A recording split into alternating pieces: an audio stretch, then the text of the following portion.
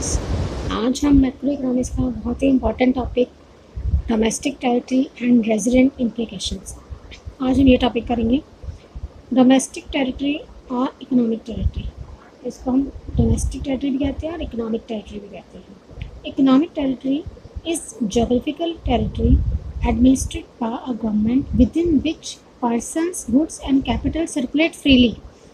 आपको ये बात ध्यान रखनी है कि जब वो एरिया जहाँ पे लोगों के, गुड्स के, कैपिटल के सर्कुलेट होने के लिए फ्रीली आज़ादी है, मतलब फ्रीली मूवमेंट कर सकते हैं, सर्कुलेट हो सकते हैं, वो एरिया, वो टेरिटरी हमारी इकोनॉमिक टेरिटरी या डोमेस्टिक टेरिटरी कहलाएगी। यहाँ पे हम पॉलिटिकल फ्रंटियर्स को नहीं देखेंगे, यानी कि हमारी जो राजनीतिक सीमाएं हैं, हमारी जोग्राफिकल, सिर्फ जोग्राफिकल बाउंड्री नहीं देखेंगे, सिर्फ हम ये क्या देखेंगे कि हमें वहाँ पे फ्रीडम कितनी है, इस बात पे हमें फोकस करना है। For example, government of India does not enjoy the above freedom in the foreign embassies located with in India, कि इंडिया के अंदर ही जो फॉरेन एम्बेसीज बनी हुई हैं, जैसे पाकिस्तानी एम्बेसी, नेपाल की embassy, US embassy, New Zealand embassy, तो सभी देशों की जो एम्बेसी इंडिया में बनी हुई हैं, उन एम्बेसीज में हमारे को फ्रीली हम जो है उन फ्रीडम को एंजॉय नहीं कर सकते। तो these are not treated as a part of economic territory of India, तो ये इंडिया की इकोनॉमिक टेरिटरी का पार्ट नहीं है। US embassy in India is a part of economic territory of the USA. इसी तरह से जो इंडिया में यूएस एम्बेसी है वो इंडिया की इकोनॉमिक टेरिटरी का पार्ट नहीं है, वो किसकी पार्ट है?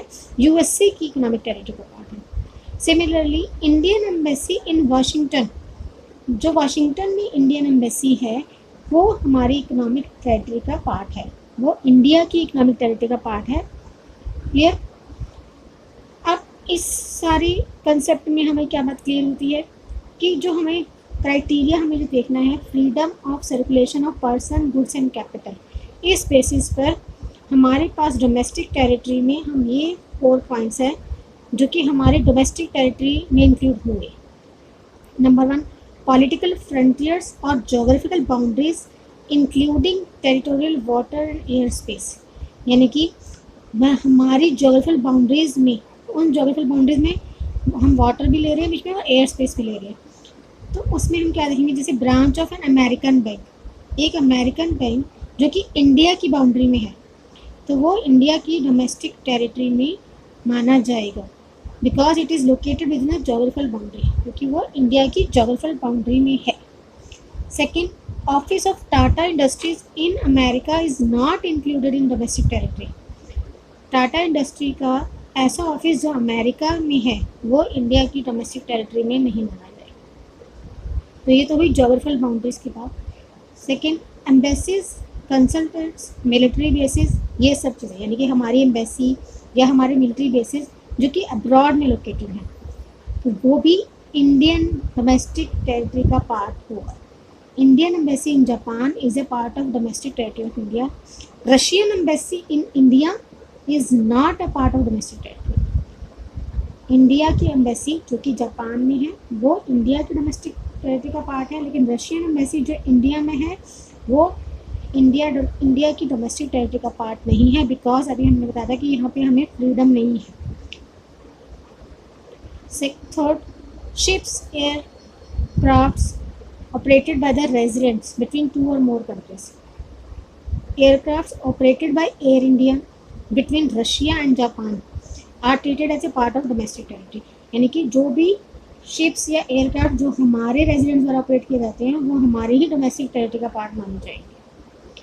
Fishing vessels, oil, natural gas operated by the residents, जिस तरह से हमने एयरक्राफ्ट की बात करी यही सेम चीज़ यहाँ भी फॉलो हुई। Fishing vessels operated by Indian fisherman in international waters of Indian oceans are treated as part of domestic territory of India. तो इन 4 पॉइंट्स में हमें क्या बात समझ में आ रही है? पहले तो जो इंडिया की जोग्राफिकल बाउंड्री के अंदर जो भी लोकेटेड है, जैसे अमेरिकन बैंक लोकेटेड है, तो वो इंडिया के डोमेस्टिक टेरिटरी का पार्ट माना जाएगा, सिर्फ एक्सेप्ट एम्बेसीज या मिलिट्री बेसिस को छोड़कर। एम्बेसीज और मिलिट्री बेसिस में हम जोग्राफिकल बाउंड्री नहीं देखते, हम अपनी फ्रीडम देखते हैं।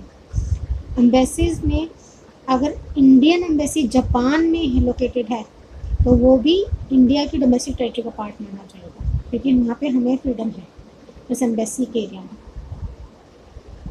Ships aircraft operated by resident between two, जो भी हमने बताया, एयर इंडिया और एयर इंडिया के एयरक्राफ्ट जो हैं वो चाहे कहीं पे भी, चाहे रशिया और जापान के बीच में उड़ाए जा रहे हैं, लेकिन वो डोमेस्टिक टेरिटरी इंडिया की मानी जाएगी।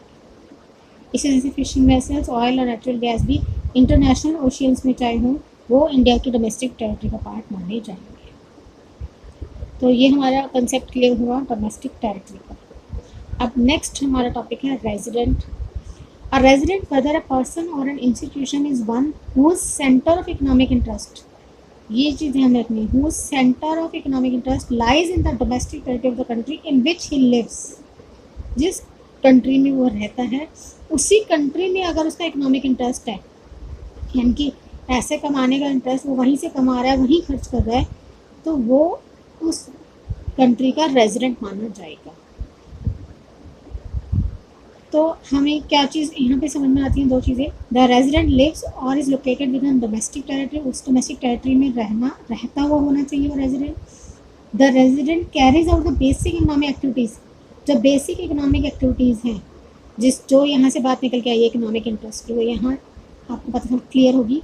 जो बेसिक इकोनॉमिक एक्टिविटीज़ हैं जैसे अर्निंग, स्पेंडिंग, एक्यूमुलेशन, ये सब वो इसी लोकेशन में जहाँ वो रह रहा है वहीं से करते हैं, तो वो वहाँ का रेजिडेंट माना जाएगा।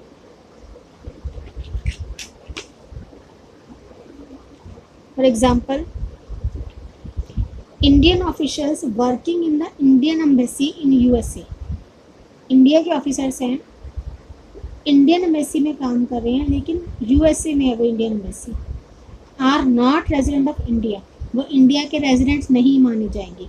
अभी हमने डिस्कस किया था कि इंडियन एम्बेसी कहीं पे भी हो, किसी भी देश में हो, तो इंडियन एम्बेसी देश की डोमेस्टिक टेरिटरी का पार्ट है। तो इंडियन एम्बेसी देश की डोमेस्टिक टेरिटरी का पार्ट है हमारी, लेकिन वहाँ के जो इंडियन ऑफिशियल्स हैं जो वहाँ काम कर रहे हैं वो हमारे देश के रेजिडेंट्स नहीं माने जाएंगे, they are not residents of India, क्योंकि वो वहाँ पे रह रहे हैं, वो लिविंग कहाँ पे कर रहे हैं, लिविंग, अर्निंग, स्पेंडिंग, ये सब वो क्या कर रहे हैं आउट ऑफ द इंडिया, ये सब इंडिया में वो नहीं करें, they are do not carry the basic economic activities in India. इसी तरह से अमेरिकन, ये तो इंडियन ऑफिशियल्स की बात हुई, इसी तरह से अमेरिका की इंडियन एम्बेसी में जो अमेरिकन काम कर रहे हैं वो भी इंडिया के रेजिडेंट्स नहीं हैं। जिस तरह से इंडियन ऑफिशियल्स भी नहीं है, ऐसे ही अमेरिकन भी नहीं, क्योंकि वो यहाँ रह ही नहीं रहे, वो इंडिया से बाहर रह रहे हैं, तो they are not residents of India. लेकिन अगर कोई इंडिया से बाहर कुछ समय के लिए मेडिकल ट्रीटमेंट के लिए, घूमने के लिए जाता है, तब वो हम तब उसको नहीं कहेंगे कि वो इंडिया में नहीं रह रहे, तो इंडिया के रेजिडेंट्स नहीं है। वो थोड़े टाइम के लिए, फॉर ए शॉर्ट पीरियड वो घूमने या मेडिकल ट्रीटमेंट के लिए गए हैं, शॉर्ट पीरियड का विजिट है उनका, तो वो इंडिया के रेजिडेंट्स हैं, बिकॉज क्योंकि वो कमा खा पी सब यहाँ रहे हैं, उनकी अर्निंग, उनकी स्पेंडिंग इंडिया में है, वो सिर्फ वहाँ ट्रीटमेंट के लिए या घूमने के लिए गए हैं, तो वो इंडिया के रेजिडेंट हैं। अब डोमेस्टिक प्रोडक्ट में, यानी कि डोमेस्टिक इनकम में हम क्या क्या इंक्लूड करते हैं, इसके लिए हमें डोमेस्टिक प्रोडक्ट की डेफिनेशन समझनी पड़ेगी।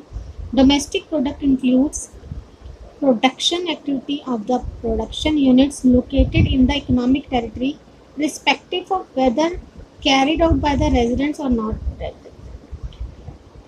यहाँ पे ये बात ध्यान रखनी है कि डोमेस्टिक प्रोडक्ट के लिए हमें जो चीज़ ध्यान में रखनी है वो है सिर्फ इकोनॉमिक टेरिटरी, सिर्फ इसी पे फोकस करना है कि अगर वो प्रोडक्ट इकोनॉमिक टेरिटरी में प्रोड्यूस किया जा रहा है तो वो डोमेस्टिक प्रोडक्ट नहीं माना जाएगा, चाहे वो रेजिडेंट्स को ऑपरेट कर रहे हों या नॉन रेजिडेंट्स कर रहे हों, इससे कोई फ़र्क नहीं पड़ता वो कौन कैरी आउट कर रहा है इस बिजनेस को। जैसे example, rent received in by an Indian resident from his property in Singapore, Singapore में प्रॉपर्टी है, सिंगापुर में प्रॉपर्टी है, तो वो सबसे पहले ये सोचना है कि वो हमारी इकोनॉमिक टेरिटरी का पार्ट है या नहीं। तो सिंगापुर की प्रॉपर्टी हमारी इकोनॉमिक टेरिटरी का पार्ट नहीं है, सो इस रेंट को हम इंक्लूड नहीं करेंगे नेशनल डोमेस्टिक इनकम में। It's factor income from abroad, ये फैक्टर इनकम है, ये डोमेस्टिक इनकम नहीं है। Second, salaries received by Indian residents working in Russian embassy in India, India में जो रशियन एम्बेसी है, क्या वो हमारी डोमेस्टिक टेरिटरी का पार्ट है? नहीं। तो डोमेस्टिक टेरिटरी का पार्ट नहीं है तो वो डोमेस्टिक इनकम भी नहीं है। बस इतना ही सोचना है, ज़्यादा आगे पीछे कुछ नहीं सोचना। डोमेस्टिक प्रोडक्ट के लिए हमें सिर्फ यही सोचना है कि हमारी वो इकोनॉमिक टेरिटरी या डोमेस्टिक टेरिटरी का पार्ट है या नहीं। Next, profits earned by a foreign company और a foreign bank in India. India में कोई फॉरेन बैंक, तो इंडिया में अगर बैंक है तो इंडिया की इकोनॉमिक टेरिटरी में है वो इंडिया की इकोनॉमिक टेरिटरी है, तो यस, ये इसका प्रॉफिट हमारी डोमेस्टिक इनकम में इंक्लूड हो। It is domestic factor income of India. Salaries paid to Koreans working in Indian embassy in Korea. Salaries paid to Koreans working in Indian embassy. India की embassy, Indian embassy कहाँ पे है? Korea में। Korea में जो Indian embassy है वो Indian embassy हमारी इकोनॉमिक टेरिटरी का पार्ट है, यस। तो ये हमारी डोमेस्टिक फैक्टर इनकम है। Next, compensation of employees to residents of Japan working in Indian embassy in Japan. Indian embassy है जापान में, इंडियन एम्बेसी इकोनॉमिक टेरिटरी का पार्ट है, यस। तो ये कंपनसेशन चाहे वो जापानीज़ को मिले, चाहे वो इंडियंस को मिले, चाहे कोरियंस को मिले, वो डोमेस्टिक टेरिटरी है हमारी, तो ये हमारी फैक्टर इनकम में, डोमेस्टिक फैक्टर इनकम में इंक्लूड होगा। Next, profits earn by a branch of state bank of India in Japan. India का स्टेट बैंक है लेकिन कहाँ पे लोकेटेड है? जापान में। जापान में सिर्फ हमारी एम्बेसीज या हमारे मिलिट्री टेंट्स या फिर हमारे सिर्फ एम्बेसीज, ये हम चीज़ें लेते हैं इकोनॉमिक टेरिटरी में, लेकिन बैंक या कोई भी हमारी बिजनेस ऑर्गेनाइजेशन अगर किसी और देश में है तो वो हमारी इकोनॉमिक टेरिटरी का पार्ट नहीं है। तो ये प्रॉफिट्स चाहे स्टेट बैंक ऑफ इंडिया ने कमाए हैं लेकिन हमारी डोमेस्टिक इनकम का पार्ट नहीं है। अब आ गया नेक्स्ट, नेशनल प्रोडक्ट। अभी हमने डोमेस्टिक प्रोडक्ट पढ़ा, अब है national product. National product includes production activities of residents irrespective of whether performed within the economic territory or outside। अब यहाँ पे उल्टा हो गया। नेशनल प्रोडक्ट में हमें क्या चीज़ देखनी है कि वो प्रोडक्शन एक्टिविटीज़ रेजिडेंट्स के द्वारा की गई हैं। हमारे रेजिडेंट्स हैं जो, उन्होंने वो प्रोडक्शन एक्टिविटीज़ की हैं, चाहे वो इकोनॉमिक टेरिटरी में की गई हों चाहे उसके बाहर की गई हों। यानी कि यहाँ पे हमें इकोनॉमिक टेरिटरी का कंसेप्ट नहीं देखना, नेशनल प्रोडक्ट के वक्त हमें फोकस करना है सिर्फ रेजिडेंट्स पे। तो जैसे for example, profits earn by a foreign company और a foreign bank in India. एक फॉरेन कंपनी या फॉरेन बैंक इंडिया में है, उसने प्रॉफिट्स कमाए हैं। अब फॉरेन कंपनी है लेकिन इंडिया में है, इंडिया के अंदर कोई भी फॉरेन कंपनी है तो वो इंडिया की डोमेस्टिक टेरिटरी है, लेकिन यहाँ पे हमें नेशनल प्रोडक्ट के लिए हमें डोमेस्टिक टेरिटरी नहीं देखनी, हमें ये देखना है कि वो रेजिडेंट है। तो ये जो प्रॉफिट फॉरेन कंपनी कमा रही है तो ये हमारी रेजिडेंट नहीं है फॉरेन कंपनी, तो इसीलिए ये जो है हमारी इनकम जो है नेशनल इनकम में इंक्लूड नहीं है। सिर्फ रेजिडेंट्स के द्वारा कमाई गई इनकम हमारी नेशनल इनकम में इंक्लूड है।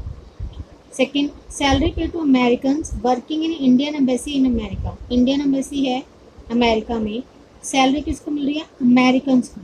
अमेरिकन्स को मिल रही है, अमेरिका में ही वो एम्बेसी है, तो हमारे देश के तो रेजिडेंसी है ही नहीं, ना तो ये यहाँ पे रह रहे हैं ना ये यहाँ पे कमा रहे हैं, ना इनका इकोनॉमिक इंटरेस्ट यहाँ पे है, तो इनका इकोनॉमिक इंटरेस्ट यहाँ नहीं है, तो ये हमारे रेजिडेंट्स नहीं है, ये हमारे रेजिडेंट्स नहीं है, तो इनकी इनकम या इनकी पेमेंट जो है वो हमारी फैक्टर इनकम में इंक्लूड नहीं होगी। Next, salaries received by Indian residents working in Russian embassy in India. अब रशियन एम्बेसी है इंडिया के अंदर, इंडिया में जो रशियन एम्बेसी है वैसे तो वो हमारी डोमेस्टिक टेरिटरी का पार्ट नहीं है, लेकिन हमें यहाँ पर डोमेस्टिक टेरिटरी नहीं देखनी है, हमें रेजिडेंट्स देखना है। Salary received by Indian residents, साफ साफ लिखा है उसने इंडियन रेजिडेंट्स, इंडिया के रेजिडेंट्स हैं, तो रेजिडेंट्स हैं तो चाहे वो टेरिटरी हो या ना हो हमें वो नहीं देखना है, हमें सिर्फ रेजिडेंट्स देखना है। रेजिडेंट्स हैं तो yes, it is factor income earned by Indian residents. तो ये हमारी फैक्टर इनकम फ्रॉम अब्रॉड है। Next, dividend received by an Indian from his investment in shares of a foreign company. ये डिविडेंड किसने कमाए हैं? एक इंडियन ने। इंडियन का मतलब इंडिया का रेजिडेंट है वो, तो इंडिया का रेजिडेंट है, तो इसलिए ये हमारी yes it is included in foreign income from abroad. तो ये हमारी नेशनल प्रोडक्ट में या नेशनल इनकम फ्रॉम अब्रॉड में इंक्लूड की जाएगी। तो